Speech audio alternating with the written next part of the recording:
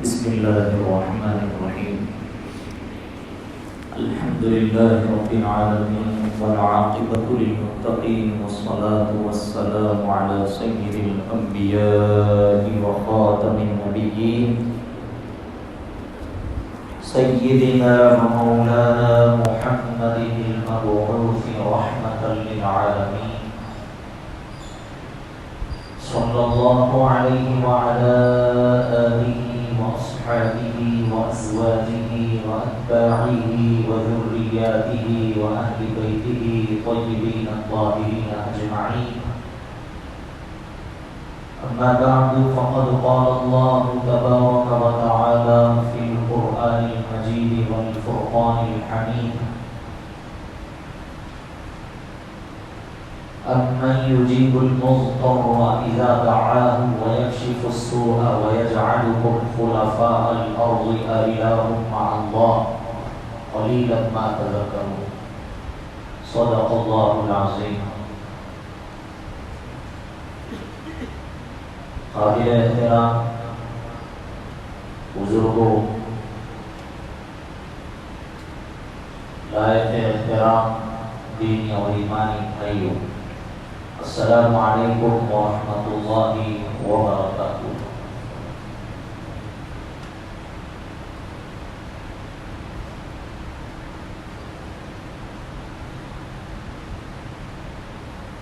علماء کرام نے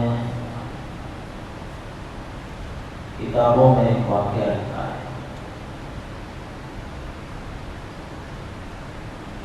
بہت ہی سبق آموز واقعہ ہے.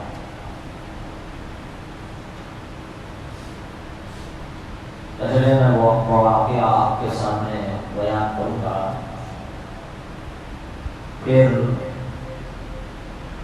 اس واقعے کے تحت قرآن مجید کی آیات پیش کروں گا. ایک آدمی تھا، اس کا کام تھا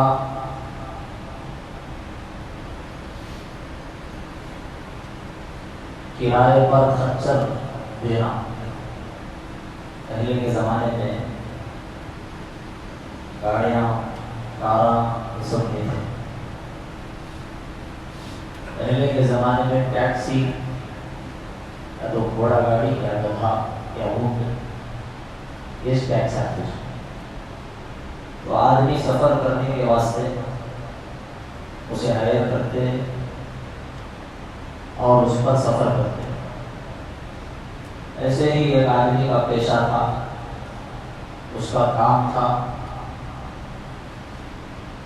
کہ اس کے پاس اپنے گھوڑے تھے، اپنے خچر اور گدھے تھے. لوگ اس کے پاس آتے اور ایک واجب دام، ایک رقم طے ہوتی اور وہ اپنے گھوڑے کے ساتھ سواری کو سوار کرا کر اس کے مقام تک وہ پہنچاتا. ایک آدمی آیا، اس کے پاس اپنا سامان بھی تھا اور اس گھوڑے یا گدھے والے سے بات چیت کیا، معاملہ طے کیا کہ میں فلاں بستی کو جانا ہے، مجھے فلاں بستی میں آپ چھوڑ دو. تو یہ تیار ہو گیا اور اسے اپنے خچر پر سوار کرا لیا اور اس کا سامان ایک دوسرے گدھے پر لاد لیا. اب خچر کی لگام پکڑ کر سواری کو سوار کرا کے نکل گیا. راستہ طے ہو رہا ہے، منزل کی طرف رواں دواں ہے. جو سواری خچر پر سوار تھی، جو آدمی سوار تھا، اس نے کہا کہ دیکھو یہ جو دو راستے جا رہے ہیں، یہ جو بائیں طرف کا جو راستہ ہے یہ راستہ بڑا اچھا ہے. تو خچر والے نے، گھوڑے اور گدھے والے نے اس سے کہا کہ بھائی میں یہ راستہ دیکھا نہیں ہوں، مجھے یہ راستہ نہیں معلوم ہے، اس گاؤں کی طرف جو راستہ جاتا ہے وہی راستہ جاتا ہے، میرا آنا جانا اس راستے سے ہے، میں بار بار سواریوں کو اس راستے سے لے کر گیا ہوں، لیکن اس نے اصرار کیا نہیں، یہ راستہ بہت اچھا ہے، اس راستے میں ہریالی زیادہ ہے اور پانی کے چشمے بھی ہیں، خچر اور گدھا جو ہمارے ساتھ ہے وہ بھی ہریالی سے فائدہ اٹھائیں گے، چشمے کا پانی پیئیں گے، فضیلتیں گنوائیں۔ اب یہ آدمی مجبوراً چلو جیسا آپ کہیں، مجھے تو آپ کو پہنچانا ہے، جب آپ کہہ رہے ہیں کہ یہ راستہ بہت بہترین راستہ ہے اور اس راستے سے منزل جلدی ملتی ہے تو چلو اسی راستے سے چلیں گے۔ چنانچہ اس راستے سے وہ جو خچر کی لگام پکڑے ہوئے لے کر چلا، چلتے چلتے وہ راستہ ایک وادی میں پہنچا، ایک ویلی میں پہنچا، اور اس کے بعد پھر ریگستان، اس کے بعد راستہ ختم ہو گیا۔ جیسے ہی راستہ ختم ہوا، وہ سواری جس نے گدھے پر خچر پر سوار تھا فوراً خچر سے اترا اور اپنے پاس رکھا ہوا ہتھیار تلوار سونت لیا، تلوار نکالا اور تلوار نکال کر اس بیچارے گدھے والے پر تان دیا اور بتایا کہ میرا یہ طریقہ ہے، میرا یہ طریقہ ہے، میرا یہ کام ہے، کہ دیکھ جو میرے آس پاس میں یہ ڈھانچے پڑے ہوئے ہیں، یہ ہڈیاں پڑی ہوئی ہیں، ان سب کا حشر میں نے ہی کیا۔ بیچارہ یہ غریب، لاچار، مجبور، بے قرار، گھبرا گیا، بال بچے والا منت کرنے لگا، ہاتھ پیر پکڑنے لگا، میرے بھائی مجھے بخش دے، مجھے چھوڑ دے، میرے بچے ہیں، چھوٹے چھوٹے بچے ہیں، میں کوئی مزدوری کرنے والا چھوٹا سا غریب آدمی ہوں، مجھے چھوڑ دے۔ اس نے کہا میرا کام یہ ہے کہ تیرے پاس جو کچھ بھی پیسہ ہے، مال ہے، پہلے میں اسے لوں گا اور تیرا یہ گدھا اور یہ خچر یہ اب میرا ہوگا اور اب میں تجھے قتل بھی کروں گا۔ یہ بیچارہ رونے لگا، آنکھوں سے آنسو ٹپکنے لگے، بہنے لگے۔ اس نے ایک گزارش کی، جب تو مصر ہے، اصرار تو اس بات پر ٹکا ہوا ہے کہ مجھے قتل کر کے ہی چھوڑے گا، تو مجھے کم از کم 2 رکعت نماز پڑھنے کے لیے چھوڑ دے، میں 2 رکعت نماز پڑھ لوں۔ اس نے ہاتھ میں تلوار لیے ہوئے بڑے ہی مغرورانگی کے انداز میں کہا 2 نہیں 4 پڑھ لے۔ کتنے پڑھے؟ 2 نہیں 4 پڑھ لے۔ یہ جو یہاں ڈھانچے پڑے ہوئے ہیں، یہ جو ہڈیاں سڑ کر گل کر جن لوگوں کی پڑی ہوئی ہے، انہوں نے بھی یہی تمنائیں کی تھی، انہوں نے بھی آخری چاہت، آخری خواہش یہی ظاہر کی تھی جو تو کر رہا ہے، تیری نماز تجھے کیا کام آئے گی؟ جب ان کی نماز انہیں کام نہیں آئی تو تجھے کیا کام آئے گی؟ چل 2 نہیں 4 کی مہلت دیتا ہوں، 4 پڑھ لے۔ میرے بھائیوں، میرے بزرگوں، ذرا غور کریں، اس کا کیا عالم ہوگا اس وقت کا. موت سر پر سوار ہے، کوئی چارہ نہیں ہے بچنے کا. آدمی ہٹا کٹا ہے، کہیں بھاگ بھی نہیں سکتا، راستہ جنگل پر ختم ہوا ہے. کیسا عالم ہوگا میرے بھائیوں؟ جہاں سب دروازے بند ہو جاتے ہیں وہاں ایک ہی دروازہ کھلا ملتا ہے. جہاں سب راستے ختم ہو جاتے ہیں وہاں ایک ہی راستہ دکھائی دیتا ہے میرے بھائی. وہ راستہ ہے اللہ کو یاد کرنا. وہ راستہ ہے، وہ امید ہے اللہ کی رحمت کی. مایوسی کفر ہے، مایوسی کفر ہے.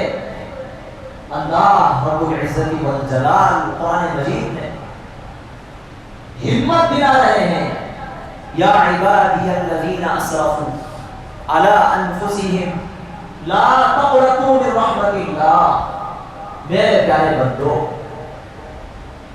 جو اپنے اوپر آپ کلہاڑیاں مار چکے، ظلم کر چکے، ظالم بن گئے، میری نافرمانی میں حد سے آگے بڑھ گئے ہیں، تم نے اپنے اوپر ظلم کر دیا. زندگی اتنی قیمتی، نعمتیں ایسے بے حساب، بارش کے قطروں سے بھی زیادہ میں نے تم پر اپنی نعمتوں کو برسا دیا. تمہیں ایمان دیا، اسلام دیا، اور تمہیں عزتیں دی، تمہیں روزی دی.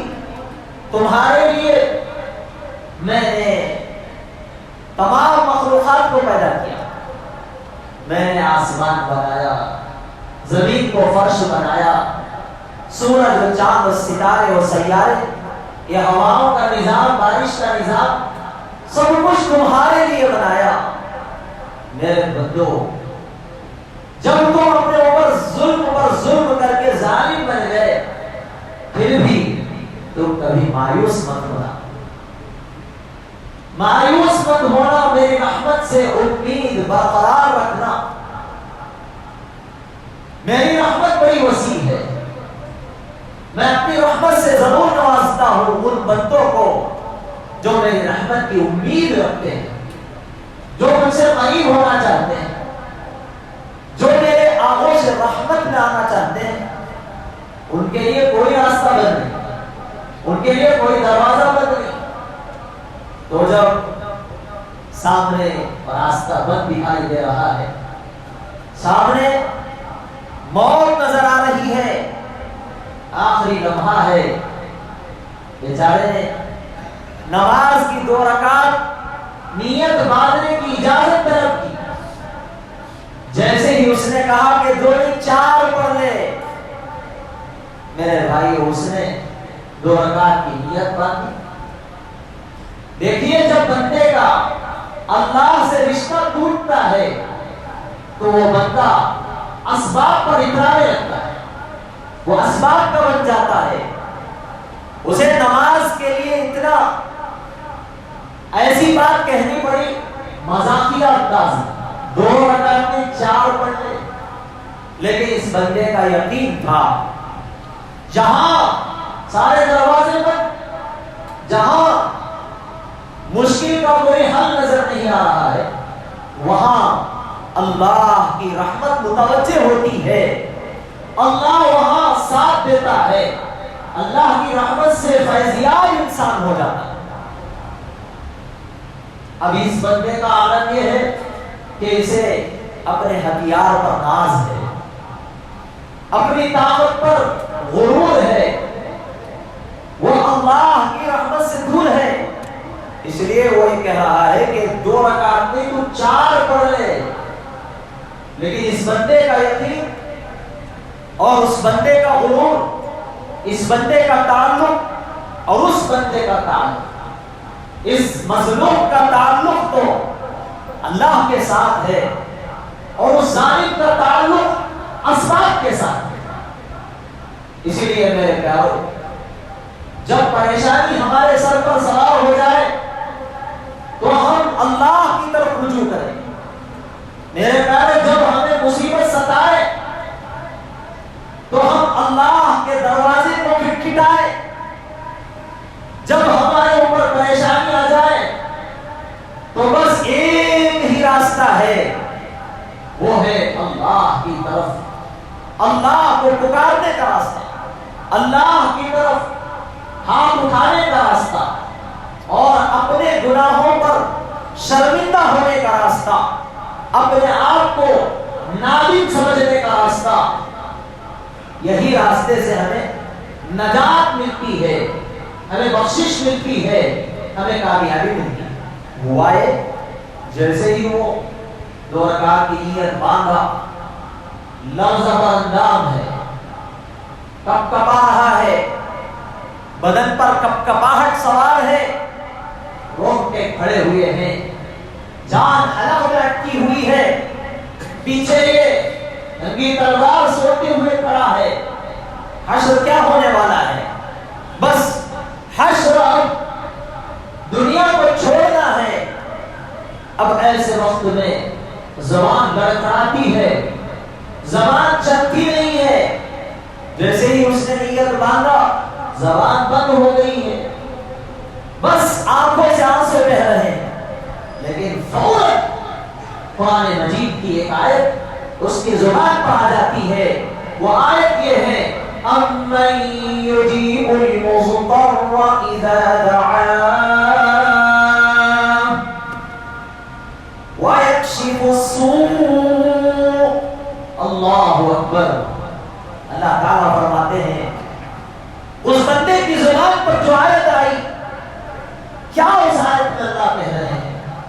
اللہ پوچھ رہے ہیں، بھلا بتاؤ کون ہے جو بے قرار کی، مجبور کی، بے بس کی، جب وہ بے بسی میں پکارتا ہے، جب وہ بے قراری میں بلاتا ہے، تو کون ہے جواب دینے والا، کون ہے سننے والا، کون ہے اس کے جواب پر حاضر ہونے والا؟ بھلا بتاؤ کون آئے گا، کون بچائے گا، کون سی حکومت ساتھ دے گی، کون سا آدمی ہمارے ساتھ کھڑا ہوگا؟ مجبوری میں کوئی ساتھ نہیں دیتا، پریشانی میں سب ہاتھ چھوڑ دیتے ہیں، جہاں فائدہ دکھتا ہے وہاں ساتھ دیں گے، جہاں فائدہ نظر نہیں آتا وہاں سگا بھائی بھی لات مار دیتا ہے، سگا بھائی بھی چھوڑ دیتا ہے۔ مجبوری میں، پریشانی میں کون ساتھ آنے والا ہے؟ اس مجبور جب مجبوری میں پکارتا ہے تو اس کی پکار کو کون سننے والا ہے؟ اللہ فرماتا ہے یجیب المضطر اذا دعا، اس کی پکار کو کوئی نہیں سنتا، میں سنتا ہوں۔ کون سنتا ہے؟ بیمار آدمی ہو جاتا ہے، بیماری کے اس تکلیف میں کراتا ہے، اڑتا ہے، دل بلاتا ہے، روتا ہے، کاٹتا ہے، اللہ اس کی مدد کرتے ہیں اور اس کی بیماری کو شفا میں بدلتے ہیں۔ لیکن کب؟ جب یقین ہو، جب بھروسہ ہو، جب اللہ پر توکل ہو، تدبیر اختیار کیا ہوا ہو۔ تدبیر دوا دارو بھی اختیار کر رہا ہے، لیکن دوا دارو پر یقین نہیں رکھتا، اللہ پر یقین کرتا ہے کہ شافی مطلق اللہ ہے، شافی مطلق اللہ ہے، اللہ کے ہاتھ میں شفا، پریشانیوں کا حل اللہ کے ہاتھ میں ہے، کوئی پریشانی اللہ کے حکم کے بغیر نہیں آتی۔ ما اصاب من مصیبت الا باذن اللہ، اللہ کے حکم کے بغیر کوئی مصیبت نہیں آ سکتی، اور جب مصیبت آ جائے دور کون کرتا ہے؟ مصیبت بھیجنے والا بھی اللہ ہی ہے، اللہ ہی مصیبت بھیجتا ہے، یہ بھی اللہ ہی کی طرف سے مصیبت آتی ہے، تکلیف اور پریشانی آتی ہے، لیکن اس تکلیف اور پریشانی کو دور کوئی نہیں کر سکتا سوائے اللہ کے۔ وَإِن يَمْسَسْكَ اللَّهُ، اللہ فرماتا ہے وَإِن يَمْسَسْكَ اللَّهُ بِضُرٍّ فلا کاشف لہ الا ہو. اللہ کی طرف سے کوئی پریشانی آ گئی، کوئی مصیبت آ گئی، تو اس مصیبت کو اللہ ہی دور کر سکتا ہے، نہ کوئی حکیم، نہ کوئی طبیب، نہ کوئی ڈاکٹر اور نہ کوئی عامل اس پریشانی کو دور نہیں کر سکتا. آج کل ہمارے مسلمانوں کا یہ یقین ہو گیا ہے، ذرا سر میں درد آ گیا، ذری تکلیف آ گئی، عاملوں کے چکر لگانے پر مجبور. فلاں صاحب کے پاس چلے جاؤ، فلاں جگہ چلے جاؤ، فلاں درخت پر چلے جاؤ، فلاں جھنڈے کے پاس چلے جاؤ، فلاں پنجے کے پاس چلے جاؤ، فلاں آستانے کے پاس چلے جاؤ، فلاں مزار کے پاس چلے جاؤ، وہاں تکلیفیں دور ہوتی ہیں، وہاں مصیبتیں ختم ہوتی ہیں. ارے میرے بھائیوں، نادانی کا کیا عالم ہے. آج اس ٹیکنالوجی کے دور میں مسلمان کیوں ایسا نادان ہی بن کر رہ رہا ہے؟ سب دوسری جگہ پر دماغ چلتا ہے، یہاں کیوں نہیں چلتا؟ یہاں ہمارا دماغ کیوں کام نہیں کرتا؟ کیوں ہم اتنے بھولے ہو جاتے؟ کیوں ہم ایسے مجبور اور لاچار اور کمزور ہو جاتے؟ اللہ کے علاوہ غیر اللہ کے آگے سجدہ کرنے لگ جاتے، غیر اللہ کے سامنے اپنے آپ کو ذلیل کر دیتے ہیں. میرے بھائیوں، دنیا کی ہر چیز مخلوق ہے، یہ زندگی ایک مخلوق ہے، موت ایک مخلوق ہے. الذی خلق الموت والحیات لیبلوکم ایکم احسن عملا.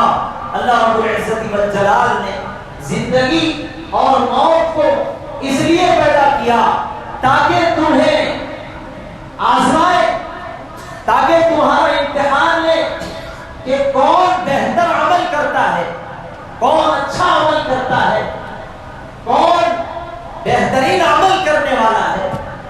جب اللہ نے موت اور حیات کو آزمائش کا ذریعہ بنایا ہے، امتحان کا ذریعہ بنایا ہے، اور یہ بات یاد رکھ لیجیے کہ یہ زندگی میں آزمائشیں ضرور آنے والی ہیں.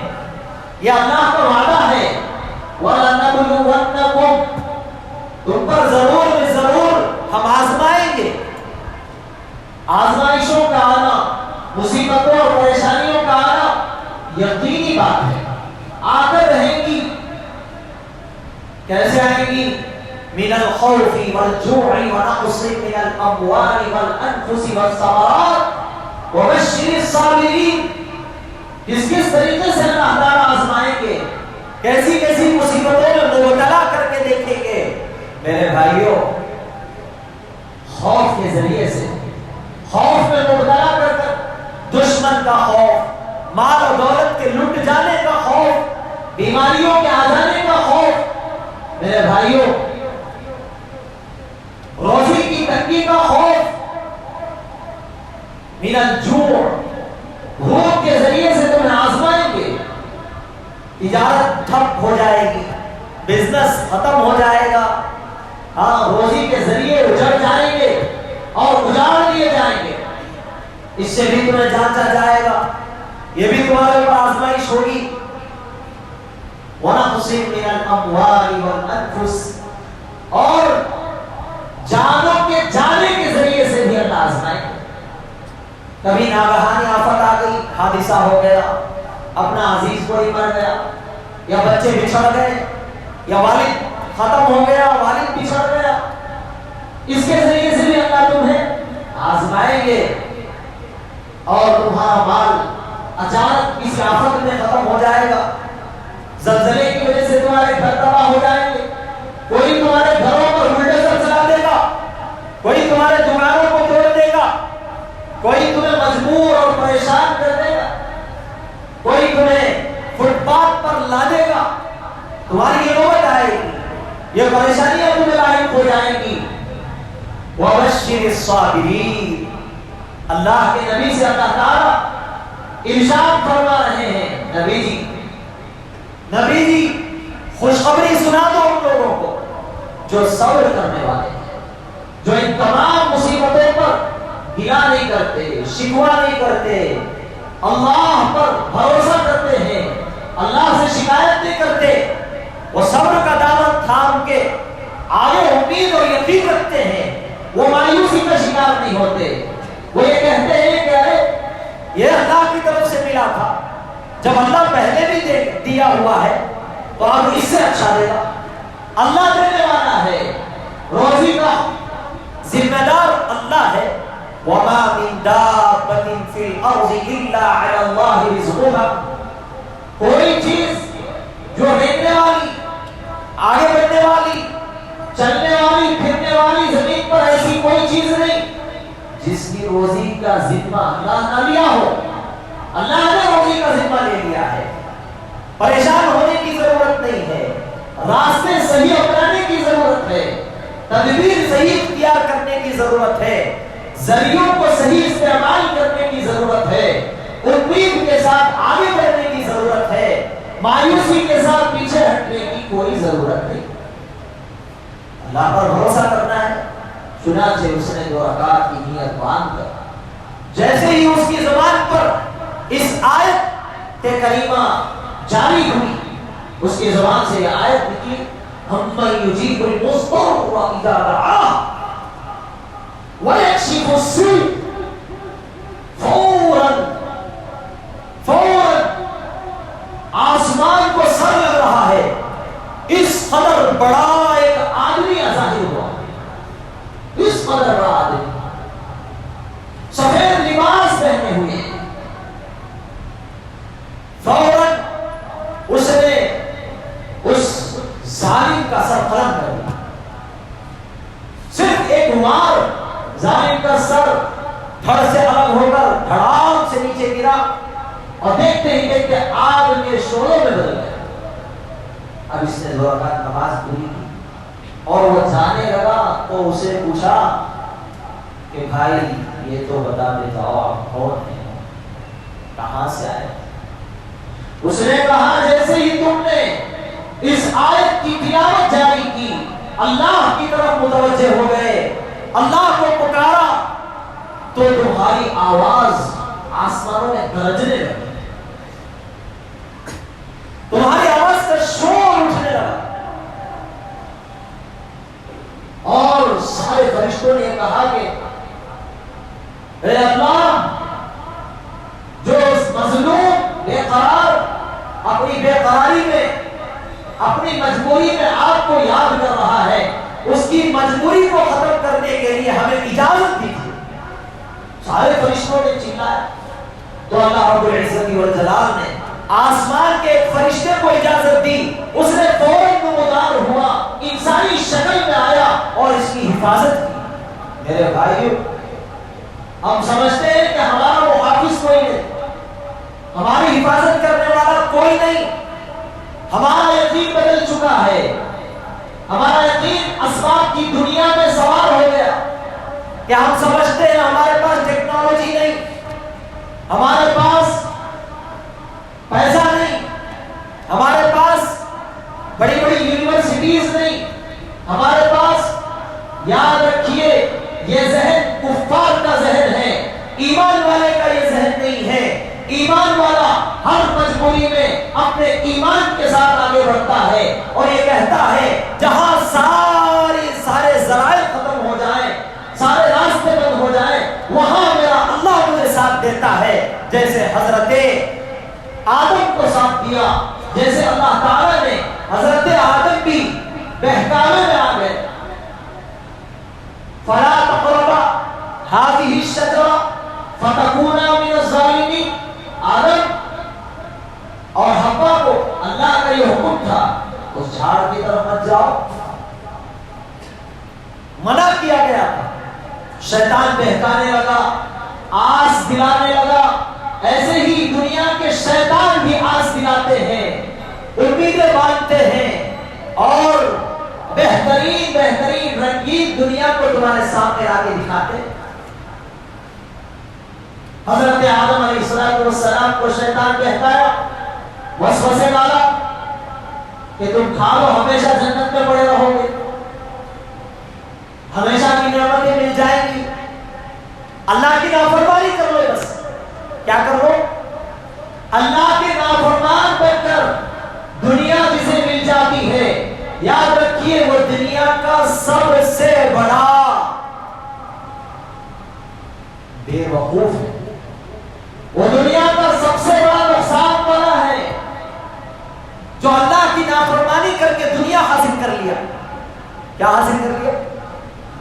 دولت مند بن گیا، عزت والا بن گیا، کرسی والا بن گیا، اللہ کی نافرمانی کر کے دنیا دار جو ہو گیا اللہ کی نافرمانی کر کے، وہ دنیا اور آخرت کا سب سے منحوس آدمی ہے، وہ لعنتی ہے۔ بڑے بڑوں نے اس کی طرف قدم بڑھا دیا، بڑے بڑوں نے اس لالچ کو قبول کر لیا، اللہ کی نافرمانی میں کھلے عام اللہ کی نافرمانی پر آ گئے، اللہ کو چیلنج کرنے لگے۔ ذرا اٹھا کر دیکھیے حضرات انبیاء کی ہسٹری، ذرا اٹھا کر دیکھیے حضرات صحابہ کی ہسٹری۔ دنیا کو اللہ کے لیے انہوں نے دنیا کو چھوڑا، دنیا کو حاصل نہیں کیا، اللہ کے لیے کسے چھوڑا؟ قربانیاں دے دی ہیں، جان کی، مال کی، اللہ اکبر۔ اس زمانے میں کروڑوں لاکھوں اربوں کا مال اللہ کے لیے وقف، دنیا کی حقیقت ان کے سامنے تھی۔ ایسے ہی اس آدمی کے آنکھوں کے سامنے بھی دنیا کی حقیقت تھی، لیکن یقین تھا کہ جس جگہ سے آج راستہ مجھے بند دکھائی دے رہا ہے، اللہ یہاں سے راستہ میرے لیے ضرور کھولیں گے۔ تو سوال اس نے کیا، اس آسمان اتنے لمبے آدمی جو اس کی حفاظت کے لیے آیا ہوا تھا، بتاؤ بھائی آپ کون ہیں، میری حفاظت کے لیے کہاں سے تشریف لائے ہیں؟ تو اس نے یہ جواب دیا کہ اللہ رب العزت والجلال سے ہم سب نے اجازت مانگی تھی آپ کی حفاظت کے لیے، اللہ نے مجھے اجازت دے دی تو میں آ چکا ہوں۔ اگر ہم بھی سب مل کر اللہ کے حضور ہاتھ اٹھا دیں، اللہ کی طرف رجوع کر لیں، ہر وقت ہر حال میں اللہ کا یقین، اللہ سے ہونے کا یقین کرنا شروع کریں، کیا اللہ ہماری مدد نہیں کریں گے؟ بتاؤ کیا اللہ ہماری نصرت نہیں کریں گے؟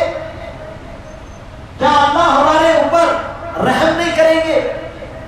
وَإِن يَمْسَسْكَ اللَّهُ بِضُرٍّ فَلَا كَاشِفَ لَهُ إِلَّا هُوَ۔ ہر تکلیف اللہ دور کریں گے، اللہ دور کریں گے۔ میرے بھائیو، اللہ تعالیٰ سے دعا کریں، اللہ تعالیٰ ہم سب کو اس کا مقرب بندہ بنا۔ جب ہم ہاتھ اٹھائے اللہ تبارک و تعالیٰ ہمیں نواز دے، ہماری مدد کرے، جیسے صحابہ کی اللہ نے مدد کی۔ آدم علیہ السلام بہر گئے، جب ہمارے باپ سے خطا ہو سکتی ہے، ہم سے بھی خطا ہو سکتی ہے، لیکن خطا ہونے کے بعد جب احساس ہوا فوراً اللہ کی طرف رجوع کیا، کہا قال ربنا ظلمنا انفسنا وان لم تغفر لنا وترحمنا لنكونن من الخاسرین۔ اللہ ہم نے ظلم کیا تھا، حضرت آدم اور حوا نے دعا کی، اللہ ہم نے تیری نافرمانی ضرور کر دی، تیری نافرمانی کے ذریعے سے ہم نے ظلم کیا ہے، تو معاف نہیں کرے گا، کوئی معاف نہیں کرے گا، تو رحم نہیں کرے گا، کوئی رحم نہیں کرے گا۔ کتنے سال ہونے آ گئے بھی غزہ میں، فلسطین میں ظلم کرتے کرتے کتنے سال ہوئے؟ تقریباً 2 سال۔ اکتوبر آ گیا تو 2 سال ہو گئے۔ کوئی مدد کر رہا ہے؟ کر رہا ہے؟ بازو سب کون ہے؟ آزو بازو سب کون ہے؟ مسلمان ہے۔ کوئی کر رہا ہے؟ مدد کوئی نہیں کر سکتا۔ یہ ہمارے لیے مثال ہے، ہم کیوں کسی پر بھروسہ کریں؟ ہم کیوں کسی پر بھروسہ کریں؟ یا ہماری مدد ہوگی ہمارے اوقاف پر مدد ہو جائے گی، یہ ہو جائے گا، نہیں ہوگا۔ ہماری مدد کے لیے صرف اللہ کی ذات ہے، جب شرط یہ ہے کہ اس کے بندے بن جائے، شرط یہ ہے کہ اس کی طرف آ جائے۔ ایسے ایسے حالات ابھی بھی ہمارے مساجد خالی پڑے، ایسے ایسے حالات ابھی بھی ہم غفلت کا شکار ہیں، مست ہیں، خوب کھا رہے پی رہے، ذرا برابر فکر نہیں، احساس نہیں، مست ہیں، سب اپنی اپنی زندگی میں مزے میں۔ حالات کیسے ہیں؟ اور سب یہ سوچ رہے تو حالات دوسرے پر آ رہے ہیں، ہم پر نہیں آئے۔ یہ خیال غلط ہے، یہ خیال غلط ہے۔ جب حالات دوسرے پر آ رہے ہیں تو ہم پر بھی آنے والے ہیں۔ ان حالات کا مقابلہ کرنے کے لیے ہمارے پاس کیا ہے؟ میرے بھائی، سب سے بڑا سہارا حالات کے مقابلے کا اللہ کی طرف رجوع کرنا ہے، اللہ کے دربار میں اس کے گلا لگ کر آنا ہے۔ بس یہی سب سے بڑا سہارا، اللہ سہارا۔ اللہ تعالیٰ راستے نکالیں گے، اللہ تعالیٰ ایسی جگہ سے مدد کریں گے۔ اللہ فرماتے ہیں وَمَن يَتَّقِ اللَّهَ يَجْعَل لَّهُ مَخْرَجًا وَيَرْزُقْهُ مِنْ حَيْثُ لَا يَحْتَسِبُ۔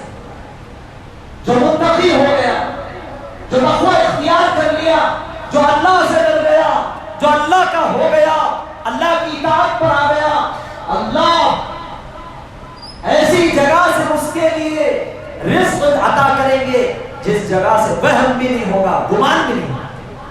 بندے کا وہم و گمان جواب دے جائے گا، اور ایسی جگہ سے اللہ روزی کے دروازے کھولیں گے، اور ایسے وَيَجْعَلْ وَيَرْزُقْهُ مِنْ حَيْثُ لَا يَحْتَسِبُ۔ بے حساب اللہ تعالیٰ سے دعا کریں، اللہ تعالیٰ ہم سب کو دیندار، اللہ رسول کا وفادار بنائے، اللہ تعالیٰ ہمیں اطاعت کی، اس کی فرما برداری کی توفیق عطا فرمائے، اور اللہ ہم سب کو اس کا یقین نصیب فرمائے، اس کے دین پر جینے اور مرنے کی ہمارے اندر ہمت اور ہمارے اندر طاقت پیدا فرمائے۔ اللہ ہمیں سر کے بال سے لے کر پیر کے ناخن تک حلالی بنائے، ہر حرام سے اللہ ہم سب کی حفاظت فرمائے۔ آمین ثم آمین برحمتک یا ارحم الراحمین، وآخر دعوانا الحمد للہ رب العالمین۔ جلد سے جلد سنت و سنت۔